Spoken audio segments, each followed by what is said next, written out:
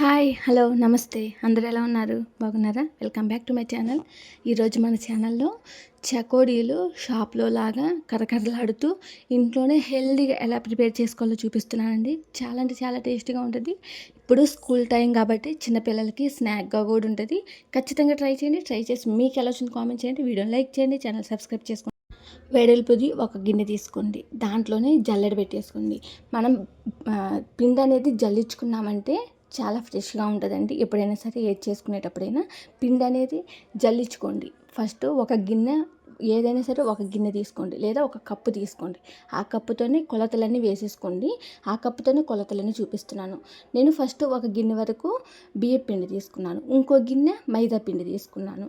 లేదా మీరు బియ్యం పిండి ఒక గిన్నె, గోధుమ పిండి ఒక గిన్నె తీసుకోండి, లేదా 2 గిన్నెలు బియ్యం పిండి అయినా తీసుకోవచ్చు. ఎలాగైనా సరే మీ ఇష్టం. నేను బియ్యం పిండి మైదా పిండి తీసుకొని 2 గిన్నెల వరకు జల్లించుకొని పక్కన పెట్టేసుకున్నాను. మిగతా పక్కన స్టవ్ ఆన్ చేసి అది పక్కన పెట్టేసుకోండి. పక్కన స్టవ్ ఆన్ చేసుకోండి. స్టవ్ మీద ఒక బాండీ పెట్టేసుకొని 2 గిన్నెల పిండికి 2 గిన్నెల వరకు వాటర్ పోసేసుకోండి. వాటర్ అనేది హీట్ అయ్యేటప్పుడు 1 స్పూన్ వరకు సాల్ట్ వేసుకోండి, ఇంకొక హాఫ్ స్పూన్ వరకు పసుపు యాడ్ చేసుకోండి. లేదా మీకు కలర్ కావాలంటే కొంచెం కలర్ అయినా యాడ్ చేసుకోవచ్చు. ఇంకొక స్పూన్ వరకు జీలకర్ర పొడి యాడ్ చేసుకోండి. హాఫ్ స్పూన్ వరకు సోడా ఉప్పు అనేది యాడ్ చేసుకోండి. సోడా ఉప్పు అంటే బేకింగ్ సోడా కాదండి, సోడా ఉప్పు. అది వేసుకోవడం వల్ల చకోడీలు అనేవి మనకి కరకరలాడుతూ ఉంటాయి. అది చాలా పెద్ద సీక్రెట్ అండి దీంట్లో.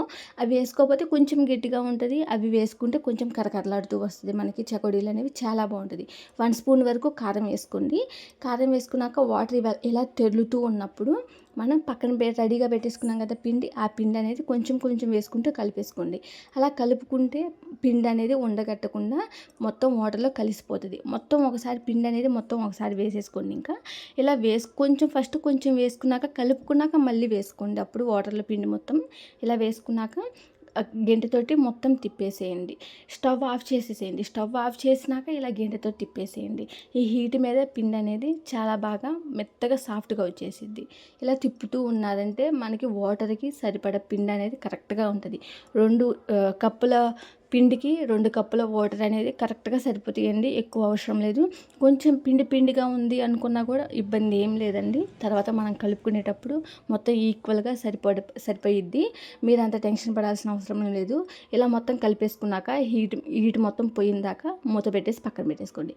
కొంచెం గోరువెచ్చగా ఉన్నప్పుడే తీసేసుకొని మన చెయ్యి వాటర్తో అయినా తడుపుకోండి, లేదా నెయ్యితో అయినా సరే మొత్తం అప్లై చేసేసుకోండి. ఇలా మొత్తం పిండిని కొంచెం గోరువెచ్చగా ఉన్నప్పుడే పిండి మొత్తం బాగా కలిపేసుకోండి. చేతితోటి కలుపుకున్నామంటే పిండి మొత్తం ఈక్వల్గా స్ప్రెడ్ అయిపోయి ఈక్వల్గా కలిసిపోతుంది. మనకి సాఫ్ట్గా వచ్చేసింది పిండి అనేది. చూడండి ఎలా వచ్చింది, ఎంత సాఫ్ట్గా వచ్చిందో. ఇలా సాఫ్ట్గా వచ్చేసింది. మీకు వీలైనంత వాటికి పిండి బాగా కలిపేసుకోండి. ఇలా కలిపేసుకున్నామంటే మనకి చకోడీలు అనేవి చాలా బాగా వస్తాయి. సాఫ్ట్గా కరకరలాడుతూ చాలా బాగా వస్తాయి. ఖచ్చితంగా ట్రై చేయండి. మీరు వీలైనంత వాటికి పిండి కలిపేసుకోండి. ఇలా కలిపేసుకున్నాక కొంచెం కొంచెం పిండి తీసుకొని ఇలా 2 చేతుల మధ్య పెట్టుకొని ఇలా రోల్ లాగా తిప్పేసుకున్నాక మనకు సన్నగా పిండి అనేది ఇలాగ వచ్చేసిద్ది, పొడవుగా వచ్చేసి దాన్ని వేళ్ళకి మధ్యలో పెట్టేసుకొని ఇలా చకోడీలాగా ఒత్తేసుకోండి. ఇంకా ప్రతి ఒక్కటి ఇలా చేసేసుకోవటమేనండి. మీకు లావు ఎంత కావాలి అనేది మీ ఇష్టం. సన్నగా అయినా సరే, లావుగా అయినా సరే, మీడియంగా అయినా సరే మీ ఇష్టం అండి. ప్రతి ఒక్కటి అన్నీ ఒకటే ఈక్వల్గా చేసుకోండి. ఈక్వల్గా చేసుకోవటం వల్ల మనకు ఆయిల్లో వేసుకున్నప్పుడు బాగా అన్నీ సమానంగా వేగుతాయి. మొత్తం ఇలాగ వేసుకున్నప్పుడు మళ్ళీ మీకు చూపిస్తాను చూడండి. ఒక్కొక్కటి ఇలా పెట్టేసుకున్నాక ఆయిల్ పెట్టుకోండి. ముందు ఆయిల్ పెట్టి చేసుకోకండి. మనకి ఈ చకోడీలు ఈ రౌండ్ చుట్టడం అనేది చాలా టైం పడుతుంది. కాబట్టి ఇవి మొత్తం చేసినాక మళ్ళీ చూపిస్తాను చూడండి. ఇవి మొత్తం చేసేసుకొని పక్కన పెట్టేసుకున్నాను. ఇంకా పక్కన స్టవ్ ఆన్ చేసేసుకొని ఆయిల్ కూడా పెట్టేసుకుందామండి. ఆయిల్ పెట్టేసుకొని ఆయిల్ హీట్ అవుతూ ఉంటుంది కదా, ఆయిల్ హీట్ అయిపోయింది. ఆయిల్ హీట్ అయినాక దీంట్లోకి చకోడీలు అనేది వేసుకున్నాక మీరు కొంచెం ఆయిల్ అనేది పొంగుతూ ఉంటుందండి. మీరు దగ్గరుండి చూసుకుంటూ ఉండండి. మీరు అంటే పక్కనే ఉండకండి. పక్కనే ఉన్నారంటే ఆయిల్ స్ప్రెడ్ అయ్యి చింది పడుతుంది, పైన పడుతుంది. అలా కాకుండా కొంచెం పక్క నుండి ఆయిల్ అనేది పొంగినప్పుడు కొంచెం తిప్పుతూ ఉన్నారంటే గెంట పెట్టారంటే ఆయిల్ అనేది కిందకు పోతుంది.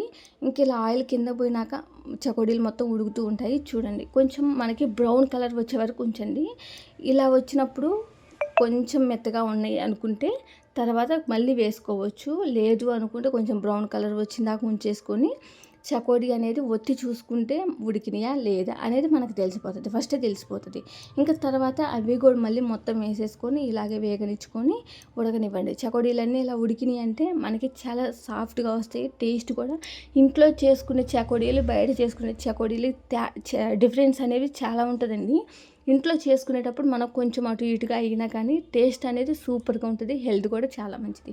బయట చేసుకునే చకోడీలు కరకరలాడుతూ టేస్ట్ బాగుంటుంది కానీ మనం ఇంట్లో చేసుకున్నంత చకోడీ అంత టేస్ట్ రాదు. మీరు ఖచ్చితంగా కావాలంటే గమనించండి, ఈసారి ఎప్పుడైనా చేసుకునేటప్పుడు గమనించండి.